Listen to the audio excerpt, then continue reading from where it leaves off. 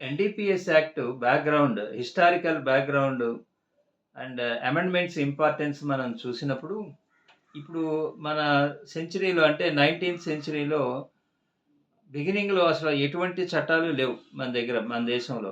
దేనికి సంబంధించి డ్రగ్స్‌కి సంబంధించినటువంటి చట్టాలేమీ లేవు. అంటే 1857లో ఓపీఎం యాక్ట్ ఉంది. తర్వాత 1878లో దాన్ని అప్డేట్ చేశారు. అది ఓకే. అవి కాకుండా డ్రగ్స్‌కి సంబంధించినటువంటి ఎటువంటి యాక్ట్‌లు లేవు. ఎందుకంటే అప్పటికి మనకి ఫార్మాస్యూటికల్స్ లేవు మన ఇండియాలో. మనం ఇంపోర్ట్ చేసుకునేవాళ్ళం. ఆ తర్వాత స్వదేశీ మూవ్‌మెంట్ వచ్చి ఇండస్ట్రీస్ పెరిగి మనం ఫార్మాస్యూటికల్స్ తయారు చేయటం, చౌకకి మందులు తయారు చేసుకోవటం ఇవన్నీ ఉండటం వల్ల అప్పుడు ఎప్పుడైతే తక్కువ ధరకి ఇవన్నీ వస్తున్నాయో వాటితో పాటు పబ్లిక్ హెల్త్‌కి ఈ డ్రగ్స్ వల్ల కొంత ఇబ్బంది అనేది కూడా కొన్ని కాన్సెప్ట్‌లు రావటం జరిగింది. ఆ విధంగా ఆహ్, డ్రగ్స్‌ని కంట్రోల్ చేయాల్సినటువంటి అవసరం ఏర్పడింది. సో, ఫార్మాస్యూటికల్ ఇండస్ట్రీస్ డెవలప్ అయిన తర్వాత ఈ డ్రగ్స్ కంట్రోల్ కోసం అని చెప్పి 1919లో ఒక చట్టం తెచ్చారు. డేంజరస్ డ్రగ్స్ యాక్ట్ అనేది. అట్లాగే దాన్ని 1930లో ఇంకో చట్టం తీసుకురావటం జరిగింది. సో, ఈ విధంగా డ్రగ్స్ అనేవి ఇండియాలో డ్రగ్స్ కంట్రోల్ చేసే చట్టాలనేవి ఎవాల్వ్ అవ్వటం 1930 వరకు జరిగింది. అట్లా కొన్నాళ్ళు జరిగిన తర్వాత ఇంక ఇండస్ట్రీస్ బాగా పెరిగిన తర్వాత చోప్రా కమిటీ అని ఒకటేశారు. అసలు మొత్తం దేశంలో ఫార్మాస్యూటికల్ కంపెనీలు ఎలా పనిచేస్తున్నాయి, ఏంటి, అవి తయారు చేసే విధానాలేంటి, వీటన్నిటిని స్టడీ చేయటానికి ఎట్లా ఎఫెక్ట్ పడుతుంది పబ్లిక్ మీద. ఆ చోప్రా కమిటీ ఇచ్చిన రిపోర్ట్‌ని బేస్ చేసుకొని 1940లో డ్రగ్స్ అండ్ కాస్మెటిక్ యాక్ట్ రావటం జరిగింది. సో, ఇట్లా జరుగుతున్న తర్వాత 50లో మన కాన్స్టిట్యూషన్ వచ్చిన తర్వాత కూడా మనకేంటంటే డ్రగ్స్‌ని కంట్రోల్ చేయాల్సినటువంటి అవసరం గ్రాడ్యువల్‌గా పెరగటం జరుగుతుంది. అప్పటికే మాదక ద్రవ్యాలు వీటికి సంబంధించి కూడా మనకి ఈ ఓపీఎం అనేది 10థ్ సెంచరీ నుంచి ఉన్నది. ఆ ప్రాబ్లమ్ ఉన్నది. ఉన్నది కాబట్టే మనకి 1950 కాన్స్టిట్యూషన్‌లో డ్రగ్స్‌ని మనం గ్రాడ్యువల్‌గా కంట్రోల్ చేసుకోవాలి. పూర్తిగా నిషేధించే పరిస్థితికి తీసుకురావాలి. ఆల్కహాల్ గానీ, డ్రగ్స్ కానీ లేకుండా చేయాలి అనేది మనం ఆర్టికల్ 47లో రూపొందించుకోవటం జరిగింది. సో, అంటే అర్థం ఏంటి? అప్పటికే డ్రగ్స్ అనేది అక్కడ ఎంతో కొంత పర్సెంటేజ్ కన్జంప్షన్ ఉన్నది అనేది మనకి అర్థమవుతుంది. సో, ఈ విధంగా ఈ డ్రగ్స్ యాక్ట్ అనేది ఎవాల్వ్ అవ్వటం జరిగింది. తర్వాత ఇంటర్నేషనల్‌గా చూసినప్పుడు ఈ స్మగుల్డ్ జరగటం, మన దేశం ఇటు 2 గోల్డెన్ క్రిసెంట్ అండ్ గోల్డెన్ ట్రయాంగిల్‌కి మధ్య ఉండటం. అంటే ఇతర దేశాలు మనకు బోర్డర్ దేశాలు ఏవైతే ఉన్నాయో అక్కడి నుంచి ఈ డ్రగ్స్ స్మగుల్ జరగటానికి వీలుగా ఉండటం. దీనివల్ల ఏం జరుగుతుందంటే ఈ ఈ డ్రగ్స్ అనేది మన ఇండియాలో యూజ్ అనేది పెరగటం జరిగింది. ఫలితంగా ఇంటర్నేషనల్‌గా కూడా అనేక 61లో ఒక ఇంటర్నేషనల్ కన్వెన్షన్ జరిగింది. అట్లాగే 1971లో ఒక కన్వెన్షన్ జరిగింది. 1972లో ఒక కన్వెన్షన్ జరిగింది. ఈ సైకోట్రాపిక్ సబ్స్టాన్సెస్ అనేవి రావటం జరిగింది 1972లో. ఇట్లా ఈ conventions, international conventions, United Nations, World Health Organization వీటి ఫలితంగా మనకు కూడా ఆబ్లిగేషన్ అనేది రావటం జరిగింది. అప్పుడు ఉన్నటువంటి యాక్ట్‌లు ఏదైతే ఉన్నాయో, ఈ మిగతా యాక్ట్‌లు ఉన్నప్పటికీ కూడా డ్రగ్స్ అండ్ కాస్మెటిక్ యాక్ట్ 1940 ఏదైతే ఉందో ఇవి బాగా ఎఫెక్టివ్‌గా లేవు. అవి కేవలం మాక్సిమం 3 ఇయర్స్, 4 ఇయర్స్ పనిష్మెంట్ మాత్రమే ఇచ్చే పరిస్థితిలో ఉన్నాయి. అందువల్ల దీన్ని ఏం చేశారంటే మనకొక ఈ ఇంటర్నేషనల్ కన్వెన్షన్స్ ఆబ్లిగేషన్‌తో కూడా కలిపి ఒక చట్టాన్ని తయారు చేయాల్సినటువంటి ఒక కాంప్రహెన్సివ్ చట్టాన్ని తయారు చేయాల్సిన అవసరం వచ్చింది. అందుకనే ఈ ఎన్‌డీపీఎస్ యాక్ట్ అనేది 1985లో రెడీ చేయటం జరిగింది. సో, ఈ 1985 యాక్ట్ అనేది ఒక కన్సాలిడేటెడ్ లా ఆన్ డ్రగ్స్, అట్లాగే amended suitable to that situation. ఎందుకు తీసుకొచ్చారు ఈ 1985 యాక్ట్ అంటే ప్రధానంగా ఇట్ ఈస్ ప్యూనిటివ్. శిక్షలు పెంచాలి, డిటరెంట్, భయం లేకుండా పోయింది డ్రగ్స్‌ని వాడటంలో. కాబట్టి ఈ భయపెట్టడానికి, to deter the people more, దీన్ని యూజ్ చేసిన వీటన్నిటికి, ట్రాన్స్‌పోర్ట్‌లు వీటన్నిటికి కూడా. అందుకోసం అని చెప్పి 85 చట్టం తీసుకురావటం జరిగింది. ఈ 85 చట్టంలోనే అప్పటికున్నటువంటి మన ఇది ఉన్నది కాబట్టి సైకోట్రాపిక్ సబ్స్టాన్స్ కూడా 72 కన్వెన్షన్ ఉంది కాబట్టి దాన్ని కూడా ఇంట్రడ్యూస్ చేయాల్సింది. అంతకుముందు లేదు ఈ సైకోట్రాపిక్ సబ్స్టాన్స్ అని, ఓన్లీ డ్రగ్స్ ఉన్నాయి. సో కాబట్టి ఇప్పుడు దీన్ని ఈ 85 యాక్ట్ రావటం జరిగింది. దీంట్లో పాటు అప్పటికే కొన్ని ఈ సెంట్రల్ ఎక్సైజులు, కస్టమ్స్ ఇట్లాంటి ఏజెన్సీస్ రావటం జరిగింది. Central agencies, narcotic agencies. So వీటికి ఇన్వెస్టిగేటివ్ పవర్స్ ఇవ్వాల్సిన అవసరం పోలీసులకే కాకుండా ఇలా జరిగింది. అలాగే ఈ ట్రీటీస్, కన్వెంట్స్ ఇవన్నీ మనం ఏదైతే చెప్పుకున్నాం వీటన్నిటి కారణంగా ఈ 85 యాక్ట్ రావటం జరిగింది. అయితే 85 యాక్ట్లో శిక్షలు బాగా ఉన్నాయి. కానీ 89 అంటే 4 ఇయర్స్ జరిగిన తర్వాత వాళ్ళు కొన్ని ప్రాక్టీస్లో 4 సంవత్సరాల తర్వాత వాళ్ళు కొన్ని అర్థమైంది ఏంటంటే ఈ శిక్షలు కూడా సరిపోవు, ఇంకా కొన్నిటిని పెంచాలి అనేది అర్థమైంది. అందుకోసం అని చెప్పి వాళ్ళు ఏం చేశారంటే కొంత అమెండ్మెంట్ తీసుకురావటం జరిగింది. మేజర్గా దీంట్లో ఏంటంటే ఒకటి నేషనల్ ఫండ్ అనేది తీసుకొచ్చారు. అంటే ఈ ఫండ్ ద్వారా కంట్రోల్ చేయడానికి సప్లైలు వీటన్నిటికీ రీహాబిలిటేషన్, ఈ డ్రగ్ ఎడిక్ట్స్ వాళ్ళు ఉంటే, డ్రగ్ యూజర్స్ వాళ్ళు ఉంటే వాళ్ళకి రీహాబిలిటేట్ చేయటం కోసం అని చెప్పి, అట్లాగే డీ అడిక్షన్ సెంటర్స్ వీటిని పెట్టడానికి, వీటన్నిటికీ అనేక రకాల పర్పస్ కోసం అని చెప్పి ఒక ఫండ్ క్రియేట్ చేయాలని చెప్పి ఈ చట్టం ద్వారా, అమెండ్మెంట్ ద్వారా తీసుకురావటం జరిగింది. అట్లాగే ఈ కంట్రోల్డ్ సబ్స్టాన్స్ అనే ఒక కాన్సెప్ట్ కూడా యూజ్ చేయటం జరిగింది. ఏంటి కంట్రోల్డ్ సబ్స్టాన్స్ అంటే ఒక రకంగా అంటే డైరెక్ట్గా ఈ నార్కోటిక్ డ్రగ్సే కాకుండా వాటికి రిలేటెడ్గా వాటిని తయారు చేయడానికి ఉపయోగించే కొన్ని పదార్థాలు ఏదైతే ఉంటాయో వాటిని కంట్రోల్డ్ సబ్స్టాన్సెస్ అంటారు. ఈ కంట్రోల్డ్ సబ్స్టాన్సెస్ని కూడా కంట్రోల్ చేయాలి. మళ్ళీ వాటిని కూడా అంటే use and preparation, production, manufacturing, sale ఇవన్నీ కూడా. ఇప్పుడు బాంబుకు తయారీ ముడి పదార్థాలని మనం ఎట్లా అయితే చేస్తామో కంట్రోల్ చేస్తారో అట్లాగే దీనికి కంట్రోల్డ్ సబ్స్టాన్స్, దీనికి ఉపయోగపడే వాటిని కూడా. సో ఈ విధంగా ఈ కంట్రోల్డ్ సబ్స్టాన్స్ అనే కాన్సెప్ట్ రావటం, అట్లాగే ఈ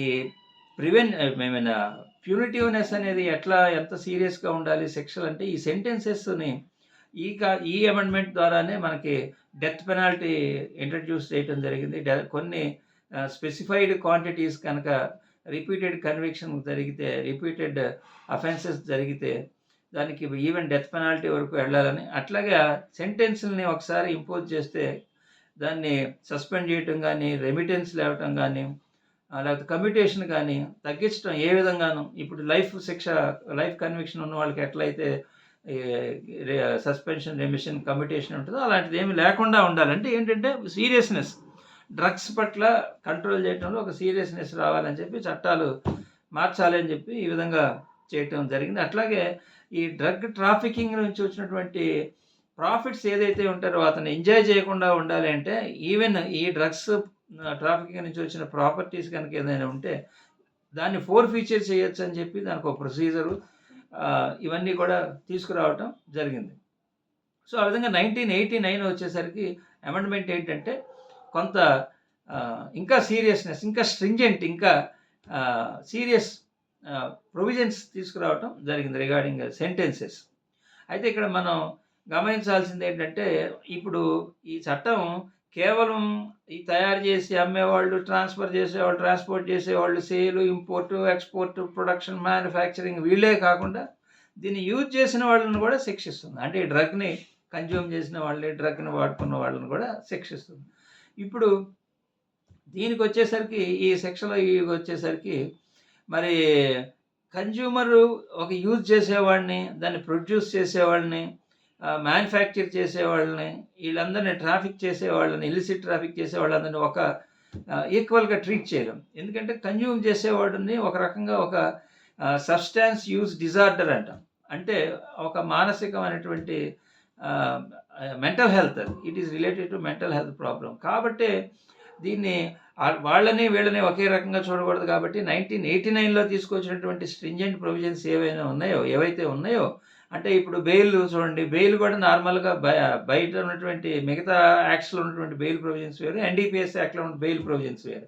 కాబట్టి ఈ ఈ బెయిల్ ఆటోమేటిక్గా దొరకదు, ఆటోమేటిక్ కాదు, ఈజీగా దొరకదు.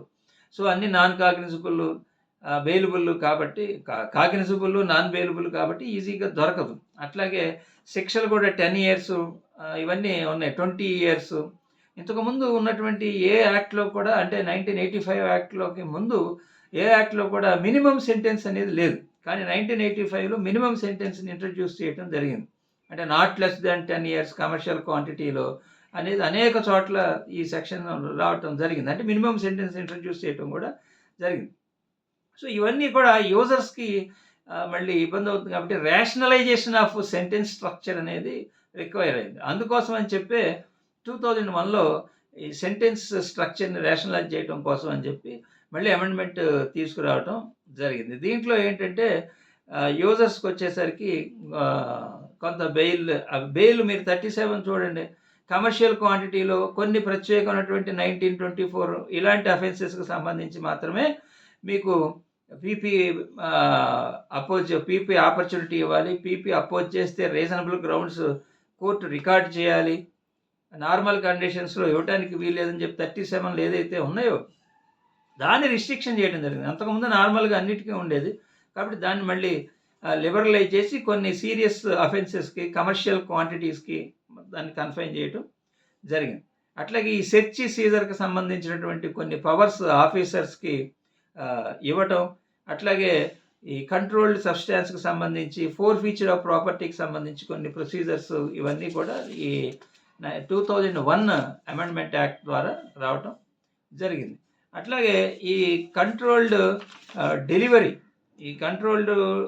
డెలివరీ అనే కాన్సెప్ట్ కూడా ఇక్కడ రావటం జరిగింది. కంట్రోల్డ్ డెలివరీ అంటే ఏంటి? కంట్రోల్డ్ డెలివరీ అంటే పోలీసులే డెలిబరేట్గా they will allow the transport of these goods, NDPS, drugs and other things only to find out the offenders. అంటే ఒక రూట్లో నుంచి వాళ్ళు దాన్ని పంపించడానికి వాళ్ళు ఈ వెహికల్స్ ఏదైతే ఉన్నాయో దాన్ని అలౌ చేస్తారు knowingly, but under their supervision. వాళ్ళు దాన్ని వాచ్ చేస్తూ దాన్ని కంట్రోల్గా పంపిస్తారు. అట్లా పంపించడం వల్ల ఏం జరుగుతుందంటే ఎక్కడెక్కడ ఎవడు దానిలో ఇంటర్ఫియర్ అవుతారో వాళ్ళందరినీ పట్టుకోవడానికి వీళ్ళు ఒక రకంగా పోలీస్ చేసే స్పై ఆపరేషన్ లాంటిది అనమాట. సో ఈ విధంగా ఈ కాన్సెప్ట్ని కూడా దీంట్లో తీసుకురావటం జరిగింది. ఇక 2014 కూడా అమెండ్మెంట్ ఏంటంటే కొన్ని ఇప్పుడు డ్రగ్ ఉందనుకోండి, డ్రగ్ క్వాంటిటీని డిసైడ్ చేసేటప్పుడు, ఆ క్వాంటమ్ డిసైడ్ చేసేటప్పుడు ప్యూర్ డ్రగ్గే తీసుకోవాలా లేకపోతే మొత్తం టోటల్ సీజ్డ్ డ్రగ్ తీసుకోవాలా, ఇలాంటి అనామలీస్, ఇన్ఎడిక్వేసెస్ వచ్చినప్పుడు ఆ అనామలీస్ని రిమూవ్ చేయటం కోసం అని చెప్పి దీన్ని తీసుకురావడం జరిగింది. అలాగే ఈ ఇల్లీగల్ ప్రాపర్టీ యొక్క స్కోపు, అంటే ఫోర్ఫీచర్ ఆఫ్ ప్రాపర్టీ స్కోప్ని ఎక్స్పాండ్ చేయడానికి కూడా తీసుకురావచ్చారు. అంటే కాన్ఫిస్కేట్ చేసి ఈ ప్రాపర్టీ ఒకటి వచ్చింది అనుకోండి ఒక అక్యూజ్డ్కి, అది దీనివల్ల వచ్చింది అనేది చెప్పడం కోసం అన్నట్టుగా దాన్ని స్కోప్ ఎక్స్పాండ్ చేయడం కోసం అని చెప్పి ఇది రావటం జరిగింది 2014 అమెండ్మెంట్ యాక్ట్. సో ఈ విధంగా ఈ అమెండ్మెంట్ యాక్ట్స్ ఎందుకు వచ్చినాయి అంటే ఈ బ్యాక్గ్రౌండ్లో వచ్చినట్లుగా 1988లో వచ్చినటువంటి అమెండ్మెంట్కి అనుగుణంగా 1989లో 1988లో ఇంటర్నేషనల్ కన్వెన్షన్ జరిగింది ఒకటి.